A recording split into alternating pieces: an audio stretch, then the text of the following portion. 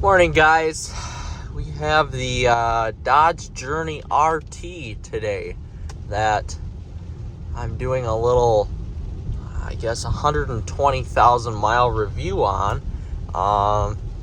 We've had this car here for, I want to say, a little over 2 years, a couple months, something like that. And it's been okay. It's been okay. My girlfriend purchased this car here, a little over 2 years ago to replace her aging Ford Fusion that really was not taken care of very well. And she wanted an SUV and she wanted something all-wheel drive. So, of course, me being the Mopar man that I am, I told her to, I found this car, but I told her to try to find a Mopar product that was, fairly reasonable in price and still was a decent enough quality product here. And I stumbled upon this Dodge Journey RT. It's a 2013. We bought it with about 90,000 miles on it. I think we paid $11,500 for it. It was pretty cheap. So that was in 2021. So now it's 10 years old. It was pretty cheap, it was a good kind of first car. And that's exactly what these Dodge Journeys are. At 120,000 miles, I will get into what has gone wrong with it. But I want to first start with, what's good and what I kind of like and dislike about it on the interior front. But what drew me to this car when I was searching was the all-wheel drive, the engine. I'm a fan of 3.6 liter V6, and the engine and the overall what you get for your money kind of budget there. So if you get one of these vehicles, it comes with a 6-speed, specifically the RT. It comes with a 6-speed, and you get just about a 300 horsepower V6 with all-wheel drive. And I have to say, I've never driven one of these with the 4-cylinder. I have driven the Dodge Avenger with the 4-cylinder, and that's just not a very peppy engine. Quite frankly, it sucks. So if you buy one of these Journeys, make sure to get one with the 3.6 liter V6. You get just about 283 horsepower and roughly that amount in torque as well. So you just have to make sure that when you're looking for one of these, you choose the right one. The all-wheel drive system is very good. I have to say I'm impressed with it. And if you remember, which many of you probably won't, but back in 2013, the Chrysler 300 and Dodge Charger had, I believe it was one of the top all-wheel drive based rear-wheel drive systems, or rear-wheel drive based all-wheel drive systems ever created. And this Journey is a front-wheel drive based car, but it shares that all-wheel drive system. So the all-wheel drive system on this Journey is pretty much second to none. And for that price, you really can't go wrong. This also came with a lot of features in the interior as well. This is spec'd out to have every option, I think, besides the navigation, which was a $600 option back in the day.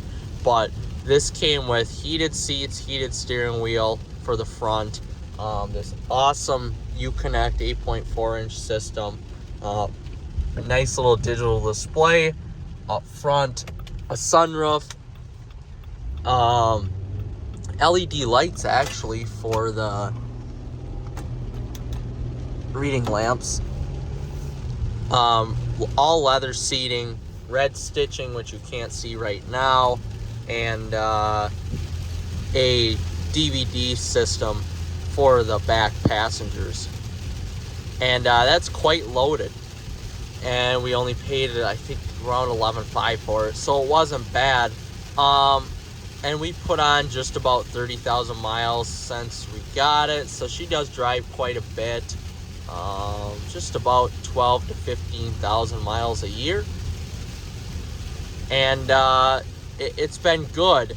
Now, this is a Dodge, remember, and this is a Journey, and these have been out for a long time, and they just discontinued them. So you get a lot of, like, you can hear it, a lot of cheaper parts. They have tried to, make this feel a little bit more expensive with softening some of that plastic. But, overall, the vast majority of the touch points here are fairly soft. Your center console, grab area here on the door, stuff like that. So you have to give them credit where credit is due. It is better than my 300 SRT8, so I have to give them that. Otherwise here, they're really lacking on the seats. These are the most uncomfortable seats that I've been in a vehicle. And I've had other Chrysler products, a 200. Those seats weren't great, but these are definitely, you sit on these and after a while it's like sitting on concrete. Now granted, that could be because we got 120,000 miles on it, but they're just not great. I'm not overly impressed with the seats. This is not something you would want to road trip, and it's a damn shame because the suspension on this is set up for comfort. It's really set up for something that provides a comforting ride, and you can, go on a road trip with that. But the seats are the total opposite. And you can only do so much to soften that suspension if you don't have, nice seats to go along with it. And that's something I even complain about in the Durango a little bit, is that the seats are just a little too firm. And I do have to say that in this Journey as well, especially the passenger seat, because it's got a stow and go compartment underneath the seat. So it's a little too hard for my liking, but that's part of the price you pay when you buy one of these vehicles. And moving on here to the exterior design, I have to say the exterior design is something that looks fairly good for such a cheaper car. That's good. There's nothing wrong with that. The newer ones, the newer Crossroad models and the GT trims actually look really good for, being a cheaper car. And it's a shame Dodge kind of got rid of this as their volume seller. So going on to some of the things that went wrong just recently within the last couple thousand miles, we had to do, well, what the dealer would have been was about $4,000 to $5,000 worth of work. Granted, we didn't go to the dealer for it. The car's really not even worth that, to tell you the truth. But I took it to one of my buddies who's a mechanic, gave him some cash, yada, yada, yada. So anyway, we got the work done with about, I think it was $2,000 to $3,000 worth, so we saved a couple grand.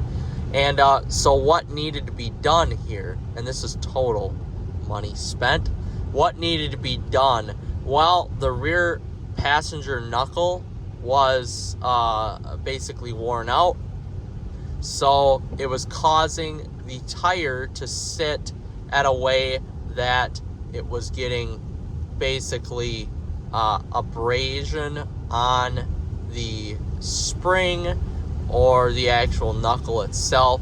So this being an all-wheel drive system, we had to buy new tires, so that was about $800 with alignment. That was about $900 for it. And along with the knuckle issue was that we found out that the front brakes needed to be replaced as well. So that was at about another, I want to say $400 off the top of my head. That was a bummer. I mean, it was just a lot of stuff that went wrong. There was something to do. Oh, there was a small oil leak, but that was fixed. I think that was some hoses wearing out. So that was also fixed. That was nothing major. and there was some other minor stuff in the engine compartment. So we got all that fixed, but just know anytime you get this car over 100,000 miles, you're gonna have parts wear out. It is, it is a Mopar product, and a cheaper one at that. So they probably were using cheaper parts on it. So just realize that you're gonna have to spend some money on this after 100,000 miles. If you like the vehicle, great. If you don't, maybe it's time to get rid of it. But overall, this is a good option for somebody that can't afford a Durango or a Jeep Grand Cherokee, or just doesn't want that size, but wants a peppy enough car with that 300 horsepower mark as well. And it's the best way to put this, it drives like a higher minivan. Basically, it drives like the higher version of a town and country. There's nothing really sporty to the driving. It's fairly tight, but there's a lot of body roll here, and kind of a lot of understeer as well, to tell you the truth.